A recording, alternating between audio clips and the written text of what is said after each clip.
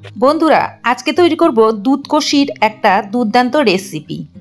বন্ধুরা এই দুধকষি কিন্তু খুবই উপকারী একটা সবজি, কিন্তু আমরা অনেকেই খাই না। এটা খাই না এর জন্যই এটা কিভাবে খাবো বা কেমন করে রান্না করলে এটা ভালো লাগবে বা কি দিয়ে রান্না করলে ভালো লাগবে আমরা বুঝে উঠতে পারি না, সেই জন্য আমরা খাই না বা বাচ্চারাও খেতে চায় না। তো সেই জন্য আমরা এটা রান্নাই করি না। তো এই দুধকষি কিন্তু খুবই উপকারী, এটা কিন্তু শরীরের জন্য ভীষণ উপকারী। তো এই সবজিটাকে আমরা আজকে রান্না করব একটু অন্যরকমভাবে। তো চলো দেখে নেওয়া যাক রেসিপিটা আমি কিভাবে করি। তো বন্ধুরা দেখো, সবার প্রথমে এর উপরে একটা আস্তরণ থাকে, পাতলা আস্তরণ, যেটা একটু চাকু দিয়ে নাইবা একটু বটি দিয়ে একটু ঘষা দিলেই কিন্তু উঠে যায়। এইভাবে এর খোসাটাকে ছাড়িয়ে নিতে হবে। বন্ধুরা এটা আমরা এই সবজিটাকে দুধকষি বলে থাকি, আবার অনেকেই চিচিঙ্গা বলে থাকে।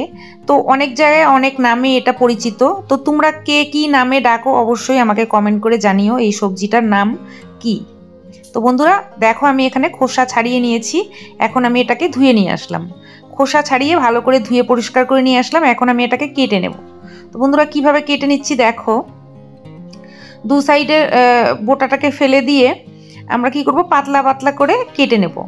খুব সরু সরু করে আমরা এটাকে কেটে নিচ্ছি। তো বন্ধুরা দেখো, খুব সরু সরু করে কাটতে হবে যাতে এটা খুব সুন্দরভাবে সফট হয়ে যায়। রান্নাটা যত সফট হবে ততই ভালো লাগবে। তো সেই জন্য এটাকে খুব পাতলা পাতলা করে ঝিরিঝিরি করে কেটে নিতে হবে। তো এইভাবে আমি সবগুলোকে কেটে নিলাম।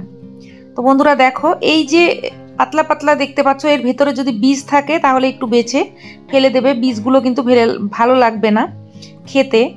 তো আমি বীজগুলোকে ফেলিনি, কেননা আমার এই দুধকষিগুলো খুব কমলা, খুব নরম, সেই জন্য আমি আর ফেলিনি। তো আমি কেটে নিলাম। তো দু একটা বীজ যা বেঁচেছে এগুলো ফেলে দিলাম। এখন দেখো এই দুধকষিগুলোকে আমি রান্না করব। তো দেখো আমি এখানে সবগুলো কেটে নিয়েছি। এখন চলে যাব মূল রান্নায়। তো এখন একটা কড়াই বসিয়ে দিয়েছি, কড়াইতে দিয়ে দেবো সর্ষের তেল। রান্নাটা অবশ্যই সর্ষের তেলে করবে। তো এখানে আমি 2 টেবিল চামচ মতো সর্ষের তেল দিয়ে দিলাম। এখন আমি এর মধ্যে দিয়ে দেবো ফোড়ন। ফোড়নে দিচ্ছি কালো জিরে আর একটা শুকনো লঙ্কা।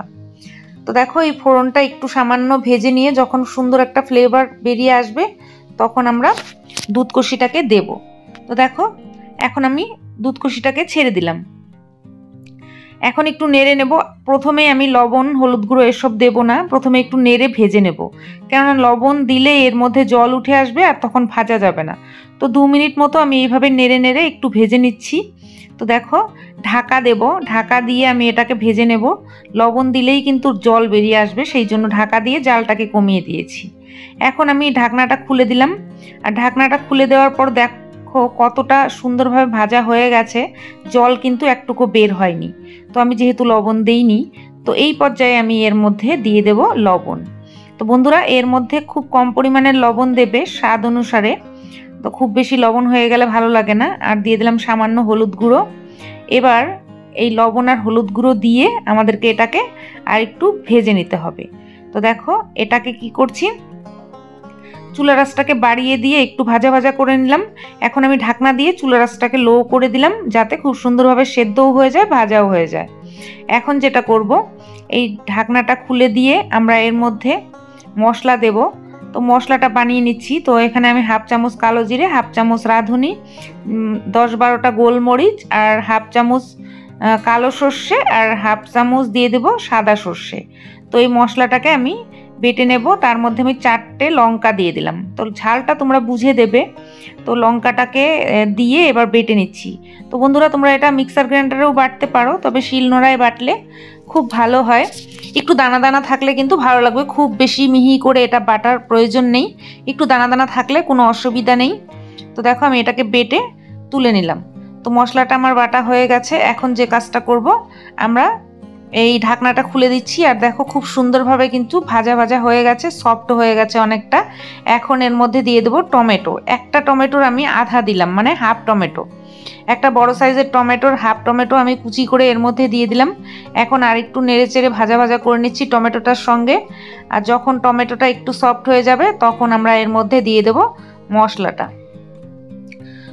দিয়ে দিলাম। মশলার বাটিটা ধুয়ে সামান্য একটু জলও দিয়ে দিলাম। এখন মশলাটা একটু কষাতে হবে। তো দেখো সুন্দর করে মশলাটার সঙ্গে কষিয়ে নিলাম। আর সুন্দর একটা ফ্লেভারও বেরিয়েছে। এখন আমি ঢেকে দিলাম, ঢেকে দিয়ে আর একটু সেদ্ধ করে নিলাম। তো এখন আমি চেক করে নেব জিনিসটা সেদ্ধ হয়েছে কিনা ঠিকঠাকভাবে। এটা কিন্তু শক্ত থাকলে ভালো লাগে না। তো আমি ঢেকে ঢেকেই রান্না করলাম, আর এই রান্নাটা ঢেকে ঢেকেই করতে হবে। তো আমি এখন চেক করে নেব সেদ্ধ হয়েছে কিনা। তো দেখো মোটামুটি 80% সেদ্ধ হয়েছে, আর একটু সেদ্ধ হবে। তো তার জন্য আমাদেরকে এর মধ্যে দিতে হবে একটু জল, আর এর মধ্যে একটু গরম জল দিলেই ভালো হয়। তো আমি এখানে 1 বাটি পরিমাণে এখানে জল দিয়ে দিচ্ছি। তো দেখো এই রান্নাটা খুব বেশি নরম হবে না, একটু মাখামাখাই হবে, সেজন্য আমি 1 বাটি জল দিয়ে দিলাম। এখন এটাকে ঢাকা দিয়ে এই মশলার সঙ্গে আমাদেরকে আর একটু সেদ্ধ করে নিতে হবে। খুব সুন্দর একটা ফ্লেভার বেরিয়েছে, যেহেতু এর মধ্যে রাঁধুনি দেওয়া হয়েছে। চুলার আঁচটাকে কমিয়ে দিয়ে আমি আরও 5 মিনিট মতো রান্না করে নিলাম। এখন খুব সুন্দরভাবে এটা সেদ্ধ হয়ে গেছে। তো দেখো আর জিনিসটা কিন্তু মাখা মাখাও হয়ে গেছে, আর জিনিসটা সুন্দরভাবে সেদ্ধও হয়ে গেছে। এখন এটাকে চুলার আঁচটাকে বাড়িয়ে দিয়ে একটু নাড়াচাড়া করে নেব। সামান্য পরিমাণে একটু মিষ্টি দিয়ে দিলাম, একটু চিনি অবশ্যই দেবে। যারা চিনি খেতে পছন্দ করো না তারা স্কিপ করতে পারো। যদি চিনি পছন্দ করো তাহলে সামান্য একটু চিনি দেবে, তাহলে খেতে ভালো লাগবে, যেহেতু এর মধ্যে সর্ষে রয়েছে।